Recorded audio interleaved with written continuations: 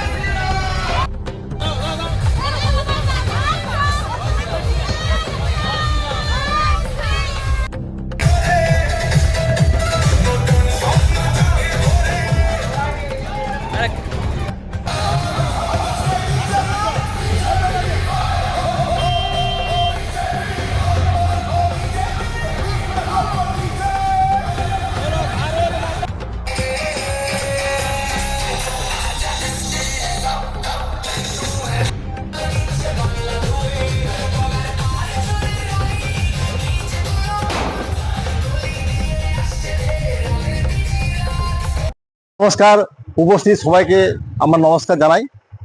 বিজয় নেশার কারণ হচ্ছে মানুষের যে টিএমসি যে দুর্নীতি, সেই দুর্নীতির বিরুদ্ধে মানুষ বেরিয়ে আসছে। হ্যাঁ, এবং দীর্ঘ 49 বছর প্রায় এই বুথটা প্রথমে কংগ্রেস, তারপরে টিএমসি দখল করে থাকে। মানে যে কোনো প্রকারই এরা দখল করে থাকে। মানুষের স্বতঃস্ফূর্ত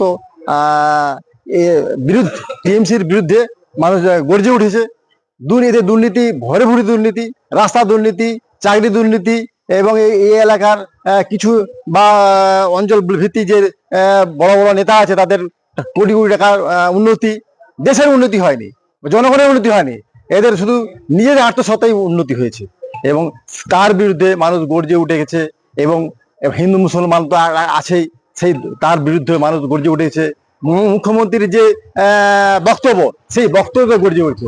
মানুষ বলছে এক মিনিটে আমি যদি টিএমসির বলি এখন 1 মুহূর্তে শেষ করে দিবে। এই বিরুদ্ধে মানুষ স্বতঃস্ফূর্তভাবে হিন্দু একতা হয়েছে এবং টিএমসি যে দুর্নীতি তার বিরুদ্ধে সোজা হয়েছে। হ্যাঁ, এই বিরুদ্ধে মানুষ গর্জে উঠার ফলে আমরা অনেক ভোটে লিড করেছি। আশা করি পরবর্তীকালে আমাদের জনগণ আরো বেরিয়ে আসবে। এটা ভুবনেশ্বর প্রাথমিক বিদ্যালয়, কেলেকোতা পূর্ব বুথ, 169 বুথ নম্বর। অতএব এইবারেও আশা করি পরবর্তী যে অঞ্চল আসবে, অঞ্চলে ভোটেও আমরা বিপুল ভোটে জয় পাবো। রাস্তাঘাটে যে রাস্তাঘাট অবনতি করেছে বা দীর্ঘদিন সংস্কার করেনি, টাকা যে কোথায় এরা নয়সাত করেছে, এরাই হয়তো নিজের পকেটে গেছে বা কিভাবে ওরা ইনকাম করেছে ওরাই জানে। কিন্তু এর বিরুদ্ধে প্রতিবাদ হয়ে মানুষ জনগণ ভোট দিয়েছে। অতএব আবার সবাইকে নমস্কার জানিয়ে আমার বক্তব্য।